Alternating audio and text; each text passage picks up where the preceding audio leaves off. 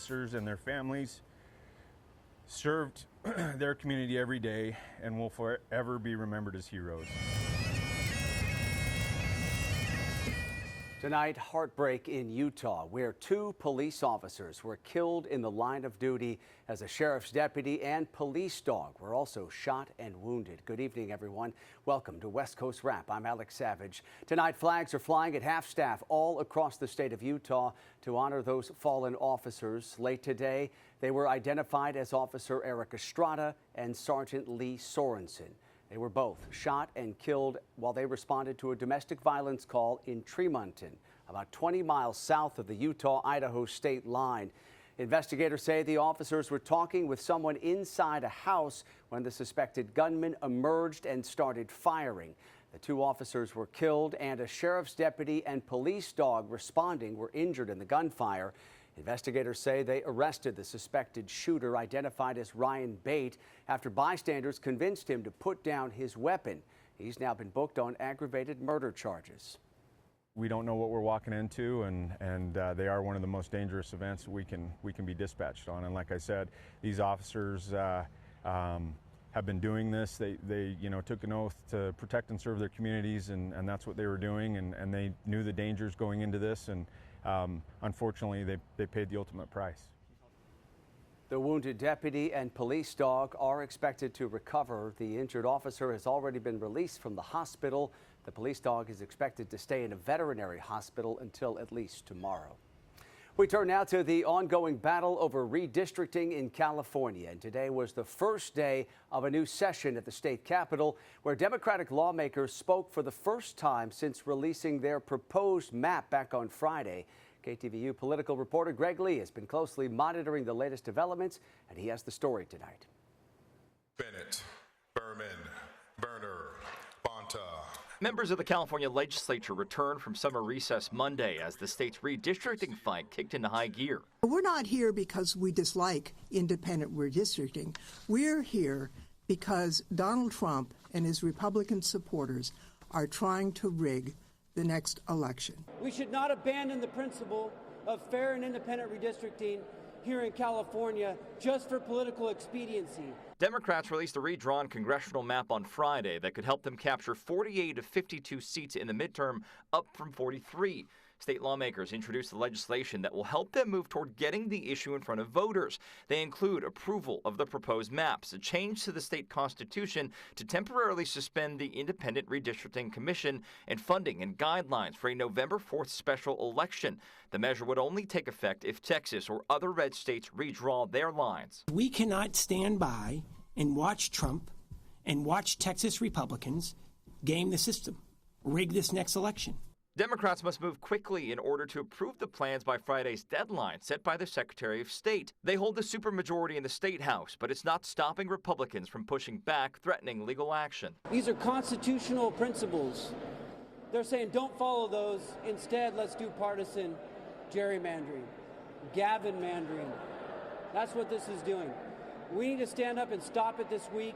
Governor Newsom, who launched the effort, released a statement saying in part this proposal would give Californians a choice to fight back and bring much-needed accountability and oversight to the Trump administration. The campaigns in support and against the proposed ballot measure are already mobilizing.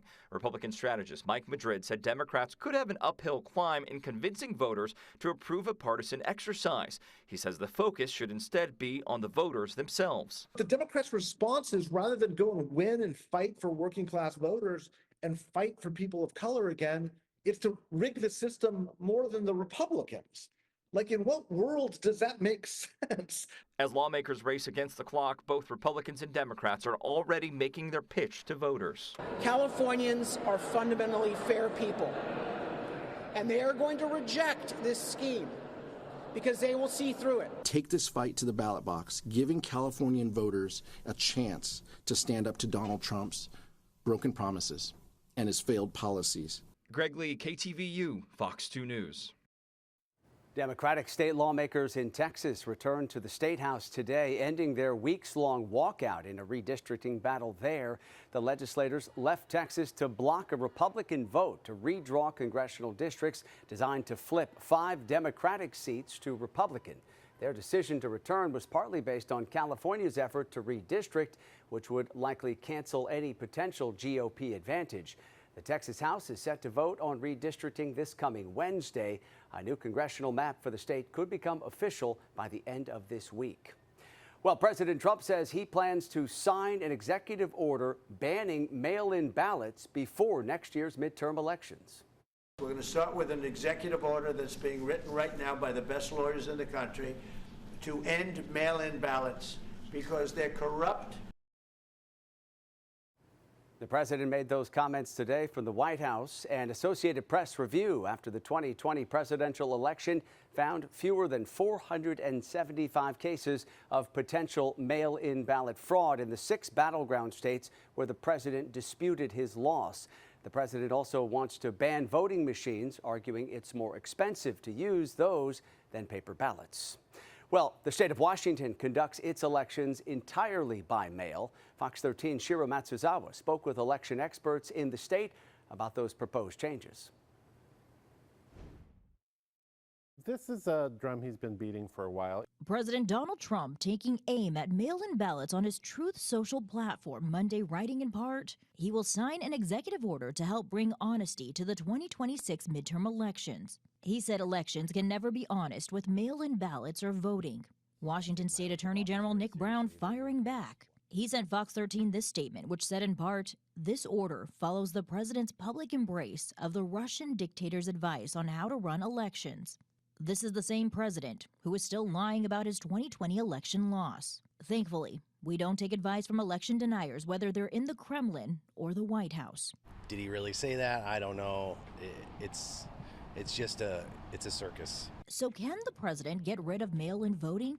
Seattle University political science professor Patrick Shatner. Long story short, no, the president doesn't really have any authority on this at all. The Constitution specifically vests each state with control over the electoral system, although it does say Congress can pass laws that can influence rules around federal elections. King County Elections Communications Manager Haley Watkins told Fox 13 the president's claims about mail-in voting being easily rigged are not true. While we have heard this story for many years, we have really not seen any evidence of that. Here in King County, we have 1.4 million registered voters, and in every election, we absolutely make referrals to our prosecuting attorney's office if anything looks astray or like somebody turned in 2 ballots or missigned their ballot. For reference, she told Fox 13 in the 2020 election, 1.2 million people returned their ballots, and 17 cases were referred to the prosecuting attorney's office. I think mail-in ballots are a really great and accessible way to keep democracy open and available to people. I think the mail-in ballot gives a lot of people opportunity, especially people who are homebound or sick or have kids. It's easy, it's convenient, there is no fraud or voting corruption or anything like that, so we should all do it. I don't see why not. And that was Fox 13's Shiro Matsuzawa reporting tonight. President Trump says he has begun arranging a face-to-face meeting between Ukrainian President Volodymyr Zelensky and Russian President Vladimir Putin for talks focused on trying to end the war in Ukraine. That announcement came hours after a high-stakes meeting between President Trump and President Zelensky in the Oval Office today. President Trump said he didn't think a ceasefire was needed and indicated the U.S. would provide Ukraine with NATO-like security protections. He also said Ukraine would need to give up land in exchange for a peace plan. Zelensky pointed out Ukraine was given similar guarantees when it gave up land back in 1994, but Putin attacked anyway. I think we showed that we are strong people, and we supported the idea of the United States, of personally of President Trump, to stop this war, to make a diplomatic way of finishing this war. Optimistic that collectively we can reach an agreement that would deter any future aggression against Ukraine, and I actually think there won't be. After that Oval Office meeting, President Trump and President Zelensky met with European leaders who were on hand. President Trump didn't release any other details of that potential meeting between Zelensky and Putin. Coming up tonight here on West Coast Wrap, cameras capture the moments before gunfire broke out during an immigration enforcement operation here in the West. Tonight, why federal agents say they were forced to shoot. And in weather, here is our live camera looking out toward the Golden Gate Bridge. Lots of clear skies over the San Francisco Bay Area. Parts of the West Coast will be heating up over the coming days, and we'll have the update coming up.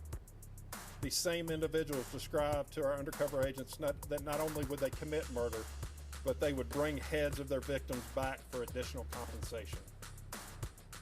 Also coming up tonight, a month-long investigation wraps up with dozens of people indicted in Colorado. Investigators describe how going undercover exposed disturbing gang activity. What do you want? What do you want? Identification. Let's go. Go down the window. No, lo voy a abrir.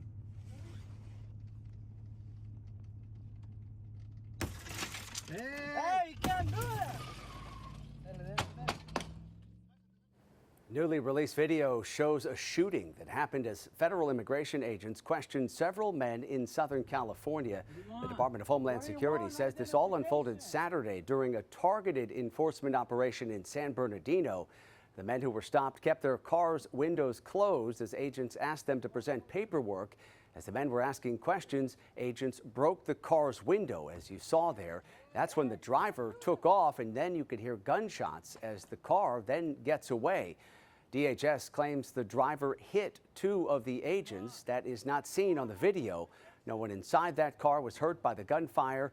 The driver was detained by San Bernardino police and has already been released from custody.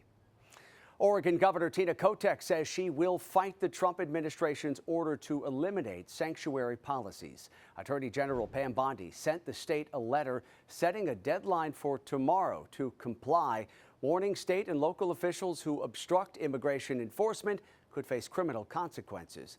Governor Kotek's office put out a statement earlier today saying, quote, Oregon's state sanctuary law, which was passed with strong bipartisan support in 1987 and strengthened in 2021, does not obstruct the federal government's immigration efforts. As the Oregon Department of Justice sanctuary guidance states, Oregon stands for the safety, dignity, and human rights of all Oregonians. Kotek added, I will fight for the safety and prosperity of every Oregonian, from recent immigrants to people who have been here for generations. Threats like this undermine our values and our right to govern ourselves. We will not be bullied into doing the federal government's job of immigration enforcement. Earlier this month, the Trump administration revealed a list of what it calls sanctuary jurisdictions. Western states on this list include Washington, Oregon, California, Nevada, and Colorado. While the entire state of New Mexico is not listed as a sanctuary state, the city of Albuquerque is. And there is no clear nationwide definition of a sanctuary jurisdiction. That term is generally applied to state and local governments that limit cooperation with federal immigration authorities. 7 states here in the West are suing the Trump administration over its efforts to impose immigration enforcement requirements on grant funding. Today, California Attorney General Rob Bonta spoke about a nationwide coalition of 21 attorneys general in filing this lawsuit. They say the administration wants to place restrictions on more than $1 billion in annual U.S. Department of Justice Victims of Crime Act grants. Bonta says the grants are unrelated to federal civil immigration enforcement. They're used by states to protect public safety and provide resources and services to victims and survivors of crime. They're putting public safety and survivors of crime at risk, and they're holding over $1 billion of federal funding hostage to strong-arm states into joining their inhumane and frenzied immigration agenda. California, Oregon, Washington, Nevada, Colorado, New Mexico, and Hawaii all are involved in this litigation. The Trump administration has not yet commented on that lawsuit. 30 people suspected of having ties to the violent Tren de Aragua gang are facing indictments tonight. A months-long investigation rooted in Colorado led to those charges being filed today. Fox's Kennedy Hayes was there as investigators laid out the results of their undercover operation in Denver. These charges follow a months-long undercover operation here in Colorado, and this case tells a story of illegal guns, drugs, and violence, and a warning some details are disturbing. During this investigation, the ATF undercover agents met individuals that compared murder to playing games, such as golf. these same individuals described to our undercover agents that not only would they commit murder, but they would bring heads of their victims back for additional compensation. In total, 30 people were indicted, including 3 leaders of TDA, 1 in the U.S., 2 in Colombia. Charges include murder for hire, firearms trafficking, and drug distribution.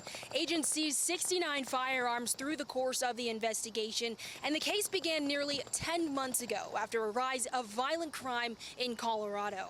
U.S. Attorney for Colorado Peter McNeely said some of the defendants who offered to carry out murders were the same individuals committing crimes in Aurora apartment complexes. This is one of several properties in Aurora where multiple crimes have been reported, including incidents just this summer. Aurora police say TDA first targeted the city back in late 2023, choosing locations with little law enforcement presence and minimal oversight from property management. McNeely warns the threat from TDA remains, but efforts to disrupt the gang are ongoing. I have a message specifically for TDA. We will not let you use Colorado as your headquarters in the United States. If you bring your dangerous crimes to Colorado, we will hunt you down and we will bring you to justice. And we will go anywhere in the world in pursuit of you. ATS special agents say while Colorado has been a hub for TDA activity, this case also involves other cities like Chicago, Kansas City, and Miami. In Denver, Kennedy Hayes, Fox News. Let's turn now and talk about our weather here in the West, and people across the Southwest are being warned to brace for another round of extreme heat. This is a live look tonight at Las Vegas. You see Allegiant Stadium there and the Strip off in the distance. Temperatures expected to top 110 degrees in the Las Vegas Valley later on this week. For more, let's bring in KTVU's chief meteorologist, Mark Tamayo, who is tracking the pattern that is leading to these soaring temperatures. Hey, Mark. Hi there, Alex. Yeah, the heat will be building over the next several days across a good portion of the West. You talked about Las Vegas, and here's the forecast, as you can see, for Tuesday, Wednesday, Thursday, and Friday. And by Friday, a forecast high of right around 111 degrees. So, yeah, there's a warming trend, that dangerous heat that could be building in. And already we have extreme heat warnings in place for all these areas, as you can pick out toward portions of Arizona, parts of California, and into southern Nevada. So there is that extreme heat warning that kicks in later in the week, Wednesday, as we do move into Thursday, Friday, and Saturday. Here's a satellite, kind of a cooler weather pattern up here, a little circulation sending in some clouds up into the Pacific Northwest. And as we take a look at the radar, it looks like we have some rain showers primarily moving out of Colorado and also moving out of New Mexico. And then up in the Pacific Northwest, some showers kind of skirting Seattle, but just a few clouds drifting overhead for today. This was the scene in Seattle. A current temperature, actually a high today, of 75 degrees. In the San Francisco Bay Area, the Golden Gate Bridge completely in the clear, so no fog to speak of, 68. And then, as you can see coming up in the Phoenix area, some maybe fair skies, temperatures right around 107 degrees earlier this afternoon. Currently in Phoenix, it is 104. Las Vegas is 101. Reno, 85 degrees, and some 70s currently, 72 to 77 degrees for Portland and in Seattle. So here's the setup for tomorrow. A few clouds up in Seattle. For the Bay Area, San Francisco, some fog in the morning. A warm forecast for Southern California after some patchy fog. And of course, we're still talking about the hot conditions building in across good parts of the West, especially the desert Southwest, moving into California over the coming days. Here's a look at the satellite and the radar. Nothing too organized out there, although you can see some clouds moving into the Seattle area for tomorrow, maybe the chance of a few sprinkles. So here's the Tuesday forecast up and down the West Coast, as you can pick out for Olympia in the upper 70s. San Jose in the Bay Area, 80 degrees. Palmdale in Southern California, upper 90s. And there's Tucson, Arizona, a forecast high of 104 degrees. So the clouds moving into Seattle for tomorrow. San Francisco has the fog in the morning. Los Angeles talking about some clearing conditions into the afternoon hours, temperatures in the 80s. And here we go at the triple digits for Phoenix, 109, 111, 113 degrees, and still heating up in Denver. So looks like, Alex, the heat we talk about over a good portion of maybe Arizona will be expanding over parts of the West Coast over the coming days. Yeah, could be a tough week for a lot of folks. All right, Mark, thank you. Coming up tonight here on West Coast Wrap, a plea deal in the works for a woman tied to the death of actor Matthew Perry. Tonight, what the so-called ketamine queen is ready to admit. The California woman who was charged with selling Matthew Perry the drugs that killed him has now entered a plea deal. 42-year-old Jasveen Sanya agreed to plead guilty to 5 criminal charges, including providing the ketamine that led to Perry's death. The woman dubbed the Ketamine Queen is the fifth and final defendant to strike a plea deal with federal prosecutors in the death of the Friends star. She could be sentenced up to 45 years in prison. Spike Lee's documentary on Colin Kaepernick has been canceled, but sources say the decision was not due to pressure from the NFL, despite widespread speculation. The project was a multi-part series about Kaepernick's football career and his controversial national anthem protests against racial injustice. The project was announced in 2020 with production beginning in 2022. The cancellation took place last summer. There were, quote, some creative differences with Spike Lee. So it sounds like this might be ESPN disagreed with the direction Spike Lee was going, or Spike Lee disagreed with something ESPN wanted to do to promote it. But we are told that the NFL was not part of that decision process. It remains unclear if Lee will release the film elsewhere. Colin Kaepernick has not yet commented. Well, if it feels like you're paying more to get your car fixed, it is not just you. According to the Bureau of Labor Statistics, the cost of vehicle maintenance has risen more than 43% since 2019.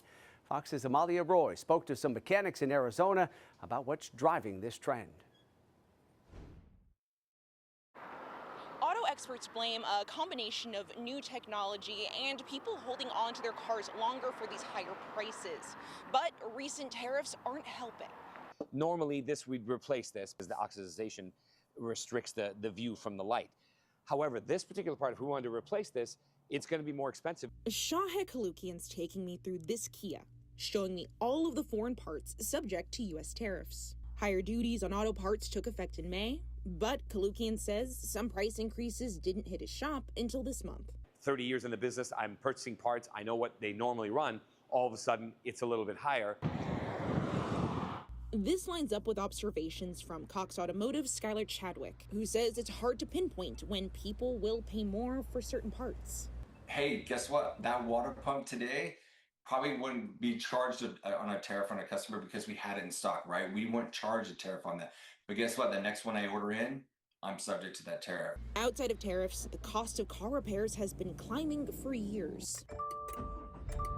More sensors, backup cameras, and other new technology means paying more for maintenance. We really have really expensive automobiles going down the road that have a lot more technology than our phones do today.